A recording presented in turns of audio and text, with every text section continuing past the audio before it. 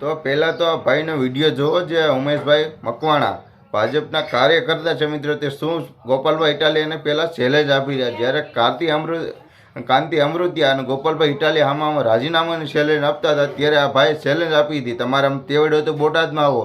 તો બોટાદની અંદર આવીએ છે ગોપાલભાઈ ઇટાલિયા, આખો પહેલા જુઓ આ વિડીયો સાંભળો. ચેલેન્જ કર્યું હોય તો કામની રાજનીતિની ચેલેન્જ કરે ને. આજે હું મીડિયાના મારફત ગોપાલભાઈને ચેલેન્જ કરું છું કે ભાઈ 2.5 વર્ષ મારા ધારાસભ્ય તરીકે મેં બોટાદમાં કામ કર્યું છે, 2000 કરોડનું કામ કર્યું છે, એમાં સ્પોર્ટ કોમ્પ્લેક્સ હોય તોય ભલે.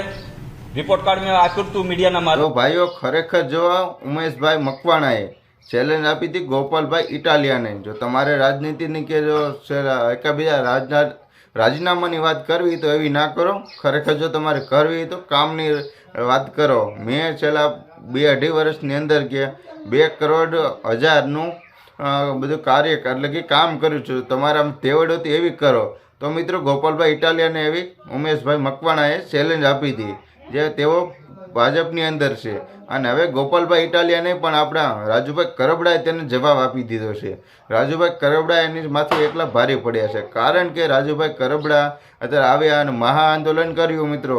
જ્યારે ભાજપની અંદર આ બધા લોકો હતા છતાં બોટાદ એડની અંદર ભ્રષ્ટાચાર મોટો ચાલી રહ્યો હતો, તો પણ આ લોકો કોઈને ધ્યાન દેતા હતા. કારણ કે હવે મિત્રો કેમ ધ્યાન દે, અત્યારે આમ આદમી પાર્ટીના બધા કાર્યકર્તા મિત્રો આનો વિરોધ કરે છે, તો તેને પણ અટકાય, તેને પણ ધરપકડ કરે છે. તમારી મારી સામાન્ય માણસ કરે તો મિત્રો એને તો શું એના હાલ થાય મિત્રો.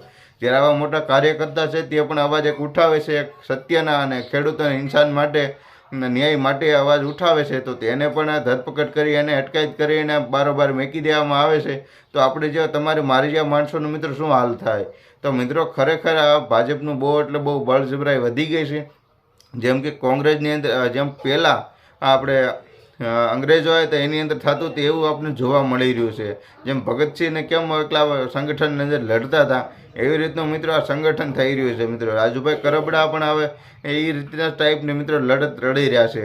અને ત્યારબાદ ગોપાલભાઈ ઇટાલિયા પણ સાથે આવી ગયા છે, ઈશરદાન ગઢવી પણ આવી ગયા છે. અને હવે મામલો મેદાને સડવાનો છે. આખો તમને વિડીયો બધું બતાવી રહ્યું છો અને સ્ક્રીનમાં જોઈ રહ્યા જશો તમે બધી પબ્લિક કેમ ગાંડી થઈ ગઈ છે. ભાજપ હટાવો એવું બધું સૌ લોકો કહી રહ્યા.